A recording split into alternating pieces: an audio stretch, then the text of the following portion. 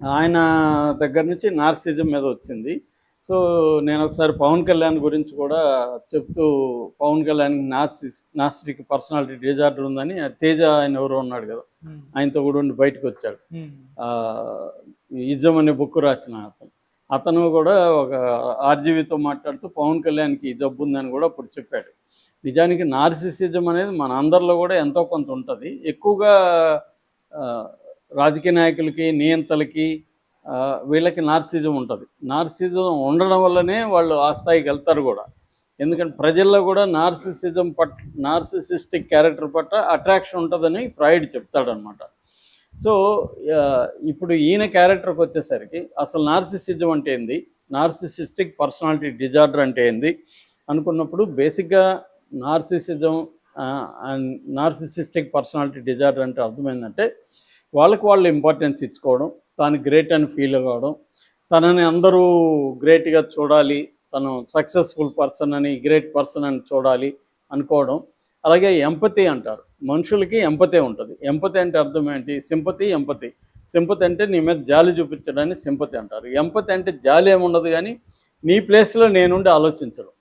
హ్మ్. దాన్నే empathetic understanding అని కూడా అంటారు. ఈ ఎంపతి అనేది వీళ్ళకి ఉండదనమాట. వేరే వాళ్ళ పాయింట్ ఆఫ్ వ్యూలో వీళ్ళు థింక్ చేయరు. వీళ్ళ పాయింట్ ఆఫ్ వ్యూలోనే థింక్ చేస్తారు. ఎంతసేపు వీళ్ళ హ్యాపీగా ఉండాలి, వీళ్ళు గ్రేట్‌గా ఉండాలి, ఇతరులంతా కూడా దానికి పనికి రావాలనుకుంటారు తప్ప, ఇతరులకు కూడా సొంత అభిప్రాయాలు ఉంటాయి. వాళ్ళకి వాళ్ళ రిక్వైర్మెంట్స్ ఉంటాయి. వాళ్ళని వాళ్ళ పాయింట్ ఆఫ్ వ్యూలో మనం అర్థం చేసుకోవాలి అన్న యాంగిల్ వీళ్ళకుండదు. ఈ ఎన్‌పీడీ ఉన్న వాళ్ళకనమాట. సో, అదొక లక్షణం. నెక్స్ట్ లక్షణం ఏందంటే అందరినీ తన కోసం వాడుకోవడం వీళ్ళు చేస్తారు. హ్మ్. ఆహ్, ఎ వీళ్ళ అవసరాల కోసమే అందరిని ఉపయోగించుకుంటారు. వీళ్ళకి ఎవరి పట్ల స్నేహభావం ఇంకోటేమి ఉండదు. వీళ్ళకి ఉపయోగపడతారా లేదా అనే దాన్ని బట్టే వాళ్ళతో స్నేహం చేయడం గానీ, వీడితో స్నేహం చేస్తే నాకేంటి లాభం అన్న యాంగిలే ఉంటది. హ్మ్. దాని తర్వాత వీళ్ళకి ఎక్కువ ఫాంటసీస్ ఉంటాయి. నేను గ్రేట్ మ్యాన్, ఇంకా గ్రేట్ అవ్వబోతున్నాను అని, తాను గ్రేట్ అనే ఫీలింగ్ వీళ్ళకి ఉంటది. అందుకని చాలామంది దైవాంశ సంభూతుడని, ఇప్పుడు మోడీని కూడా అలాగే లేపుతుంటారు కదా! నేను మోడీ కూడా నమ్ముతుంటాడు నేను దైవాంశ సంభూతుడని. అలాగే ముఖ్యంగా నియంతలకి ఈ లక్షణాలు ఎక్కువ ఉంటాయి. స్టాలిన్, హిట్లర్ వీళ్ళకి అందరికి కూడా ఈ నార్సిస్టిక్ లక్షణాలు ఉంటాయి. సో, ఇప్పుడు ఈ అబ్బాయికి కూడా అవన్నీ ఉన్నాయని, అందుకని ఆ అమ్మాయి వైపు నుంచి ఏం ఆలోచించలేదని. రెండోది ఇతనికేందంటే ఎప్పుడైతే కింది స్థాయి నుంచి పైకొచ్చి సక్సెస్ అయిపోయాడో, అందరూ కూడా ఇతన్ని గ్రేట్ అని, ఒక కూరగాయలు అమ్ముకుని తెలుగు మీడియంలో చదువుకున్న కుర్రవాడు, 350 ర్యాంకు, ఆల్ ఇండియా ర్యాంకులో 350 వచ్చింది. చాలా గ్రేట్ అని అన్ని ఛానళ్ళు ఇతన్ని మీడియా ఎత్తాయి. దాని తర్వాత ఇతను కొన్ని వందల వేల మంది కూడా ఇతనికి అభిమానులైపోయారు. హ్మ్. ఇతను యూట్యూబ్ ఛానల్ పెట్టిన, ఇన్‌స్టాలో ఇతని ఫాలోవర్స్ పెరిగారు. అందరూ అప్రిషియేట్ చేయడం ఇవన్నీ జరిగాయి. దాంతో మేబీ ఇతనికి ఒక తను గ్రేట్ అనే ఫీలింగ్ వచ్చుండే అవకాశం ఉంది. అలాంటి టైంలో ఈ అమ్మాయి రిజెక్ట్ చేయడాన్ని అతను తట్టుకోలేకపోయుంటాడు. ఆ నార్సిసిస్టిక్ ఇగో అంటారు. వాళ్ళకి ఆ నార్సిసిస్టిక్ ఇగో ఎక్కువుంటది మామూలు కంటే. సో, వాళ్ళు రిజెక్షన్‌ని తట్టుకోలేరు. తమని అందరూ వాలిడేట్ చేయాలని, తను గ్రేట్ అనాలని ఎవరన్నా అది గుర్తించకపోతే అంటే తనను ఇప్పుడు చాలామందుంటారు. ఎవరైనా వాళ్ళు గుర్తించకపోతే, "నేను మీకు తెలీదండి. నేను పలానా గదా! గుర్తుపట్టలేదా?" అని అడుగుతారు. "గుర్తుపట్టాను సార్. మీరు బిజీగా ఉంటారని మాట్లాడలేదంటే" వాళ్ళు హర్ట్ అవుతారనమాట. ఎక్కడికైనా పోయినా గూడా అందరూ తనని గురించి చూడాలి, తనని పట్టించుకోవాలి అన్న ఒక ఇది ఉంటది. సో, ఇది ఇతనుకుంది. ఇప్పుడు జైల్లో గూడా అలాగే బిహేవ్ చేస్తున్నాడు. ఖైదీలంతా తన చెప్పినట్టు ఇనాలని. ఎందుకంటే అక్కడేమి అసిస్టెంట్‌లో ఇంకొకరు ఉండరు. నీ ప్లేట్ నువ్వే పట్టుకుపోవాలి, నువ్వు నీదే కడుక్కోవాలి, నీ ప్లేట్ నువ్వే కడుక్కోవాలి, నీ బట్టలు నువ్వే ఉతుక్కోవాలి. అన్ని పనులు అవే జేసుకోవాలి. ఇతనికి ఇప్పుడు ఆ అలవాట్లు లేవనుకో, ఆహ్, అక్కడికి పోయినాక రెండోది ఖైదీలాగా చూస్తారు. చాలామంది ఇతను ఎక్కడి నుంచో అంటే డబ్బులు ఇతనేమన్నా వాళ్ళకి ఇస్తే తప్ప వార్డర్‌లకి వాళ్ళకందరికి మంచిగా డబ్బులిస్తే వాళ్ళు కొంతవరకు చూస్తారు. లేదంటే ఇబ్బంది. చుట్టూ అది పెద్ద జైలు. ఇంకా డబ్బులుండేవాళ్ళు కూడా బోలెడు మంది ఉంటారు అట్లాంటి చోట్ల. సో, రెండో సీనియర్ ఖైదీలుంటారు. వాళ్ళకి ఆల్రెడీ అక్కడ పట్టుంటది.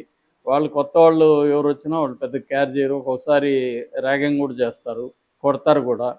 సో, అలాంటప్పుడు ఈయన వాళ్ళతోంత అడ్జస్ట్ కావడంలో ప్రాబ్లమ్స్ వస్తాయి. ఎందుకంటే తను ఎక్కడో ఏదో ప్లేన్‌లో ఉంటాడు. నేను గొప్ప క్యారెక్టర్ గొప్పవాడినని. నిజమే గొప్పవాడే ఖచ్చితంగా. ఆయన ఒక ఆ స్థాయిలో నుంచి కానిస్టేబుల్ స్థాయిలో నుంచి ఎస్పీ స్థాయిలోకి ఎదగడం, అనేది మామూలు విషయం అయితే కాదు. ఖచ్చితంగా గ్రేట్ అచీవ్‌మెంట్. బట్ ఆ అచీవ్‌మెంట్‌ని మించి థింక్ చేస్తే ప్రాబ్లమ్ వస్తది. సో, అది ఈయనకుందనేది చెప్తున్నారు. అది ఉందా లేదా అనేది మనం నిర్ధారించలేము. అది సైకాలజిస్టులు పరీక్షించి ఆయన్ని అనేక టెస్టులు, సైకలాజికల్ టెస్టులు పెట్టి ఏం జబ్బులు, ఎందుకంటే చాలా జబ్బులకి కామన్ లక్షణాలుంటాయి. కొంతమంది ఈయనకి బార్డర్ లైన్ పర్సనాలిటీ డిజార్డర్ అని కూడా అంటున్నారు, బీపీడీ అని. ఇవన్నీ ఏంటంటే బయట నుంచి చెప్పడం. మామూలుగా అమెరికన్ సైకాట్రిస్ట్ అసోసియేషను ఒక రూల్ పెట్టింది. ఆ రూల్ ఏంటంటే ఎవరిని కూడా ప్రత్యక్షంగా వాళ్ళని ఎగ్జామిన్ చేయకుండా వాళ్ళ మానసిక జబ్బుల గురించి చెప్పడం కరెక్ట్ కాదని. కానీ చెప్తూ ఉంటారు. ఇప్పుడు చాలామంది అమెరికన్ సైకాలజిస్టులు బుక్ కూడా రాశారు, ఎవరు, ట్రంప్ మీద. ఇతనికి ఏమేమి జబ్బులు ఉన్నాయో చెప్పారు. ఆయనకు కూడా ఇదే major problem, narcissistic personality disorder ఆయనకుంది, ట్రంప్కి కూడా. సో ఇలాగ చాలామందికి ఉంటుంది ఇవి. మేబీ ఈయనకు కూడా అది ఉందా లేదో మనకు తెలియదు. ఏదేమైనా ఈయన ఎరైటిక్ అంటే సరిగ్గా డీల్ చేయకుండా తప్పుడు పద్ధతిలో డీల్ చేయడం అనేది కనబడుతుంది. అందువల్ల ఒక కెరీర్ నిర్మించుకొని ఎంతో కష్టపడి ఇప్పుడు అతని స్వయంగా అదే కెరీర్ని కూల్చుకున్నాడు. అంటే కష్టపడి బిల్డింగ్ కట్టి దాన్ని మళ్ళీ అతనే కూల్చుకున్నట్టుగా అతని పరిస్థితి ఉంది. సో కొన్ని లక్షణాలైతే బయట నుంచి చూస్తే మనకు ఉన్నాయేమో అనిపిస్తుంది. వాళ్ళ ఆమె చెప్పడం కానీ, బాధితురాలు చెప్పడం కానీ, వీళ్ళ కొలీగ్స్ చెప్పడం కానీ, ఇవన్నీ కొద్దిగా గమనిస్తే ఇతనికి కొంత నార్సిస్టిక్ లక్షణాలు ఉన్నాయి. అందుకని రిజెక్షన్ని తట్టుకోలేకపోయాడు. అందుకని ఆమెని కంట్రోల్ చేయడానికి, ఆమెని ఎమోషనల్ బ్లాక్‌మెయిల్ చేయడానికి కూడా ట్రై చేశాడు. అంటే వీళ్ళు తమ మాట వినకపోతే ఏమైనా చేసి తమ కంట్రోల్‌లోకి తెచ్చుకోవడానికి ట్రై చేస్తారు. దానికి చనిపోవడానికన్నా రెడీ, చంపడానికన్నా రెడీ, హార్మ్ చేయడానికన్నా రెడీ.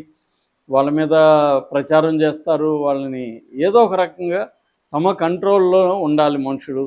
లేకపోతే వాళ్ళని ఏదో ఒక రకంగా వేధించాలి అన్న నేచరు దీంట్లో ఉంటుందన్నమాట. సో ఈయనకు ఉందా లేదో మనకు తెలియదు. మొత్తానికి జైల్లో కూడా అలా బిహేవ్ చేస్తున్నాడని వార్తలైతే వస్తున్నాయి. ఆయన ఇప్పుడు అరెస్ట్ అయ్యి చెంచల్గూడ జైల్లో ఉన్నాడు. అక్కడ కూడా ఇతను సరిగ్గా మిస్‌బిహేవ్ చేస్తున్నాడని అని అంటున్నారు.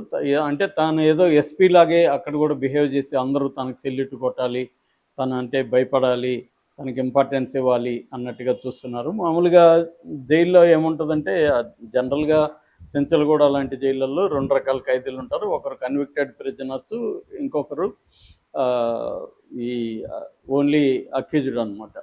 అంటే వాళ్ళకి శిక్ష పడని వాళ్ళు, రిమాండ్ ప్రిజనర్స్ అంటారు వాళ్ళని. సో ఈ 2 రకాలు ఉంటారు. మామూలుగా అయితే కన్విక్టెడ్ ప్రిజనర్స్కి వర్క్ కూడా చేయాల్సి ఉంటుంది. యూనిఫామ్ కంపల్సరీ ఉంటుంది. ఈ వీళ్ళకేమో రిమాండ్ ప్రిజనర్స్కి యూనిఫామ్ ఉండదు, వర్క్ చేయాల్సిన అవసరం ఉండదు వీళ్ళకి ఏంటంటే వీళ్ళు శిక్ష పడిన వాళ్ళు కాదు కాబట్టి ఓన్లీ వీళ్ళకి బెయిల్ ఇస్తే వీళ్ళు పారిపోతారనో సాక్ష్యాల్ని తారుమారు చేస్తారు కాబట్టి వాళ్ళని కన్ఫైన్మెంట్లో పెడతారు తప్ప పనిష్మెంట్ కాదు అది.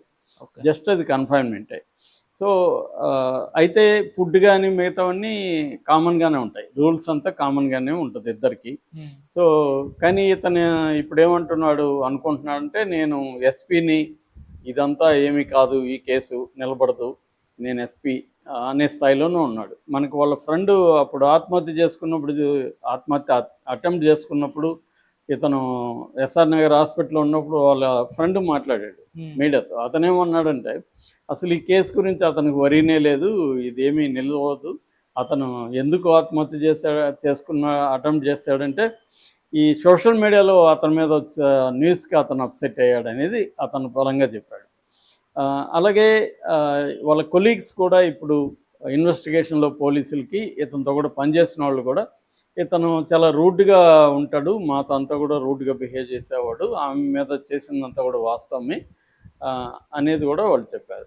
సో ఇప్పుడు జైల్లో కూడా అతని బిహేవియర్ ఎర్రేటిక్గా ఉందని ఓవరాల్గా చూస్తే మనకి, అంటే మామూలుగా నేనేం సైకాలజిస్ట్ కాదు, రెండోది ఎవరు కూడా ఏ సైకాలజిస్ట్ కూడా అతన్ని ఎగ్జామిన్ చేసి ఇతనికి ఫలాని మానసిక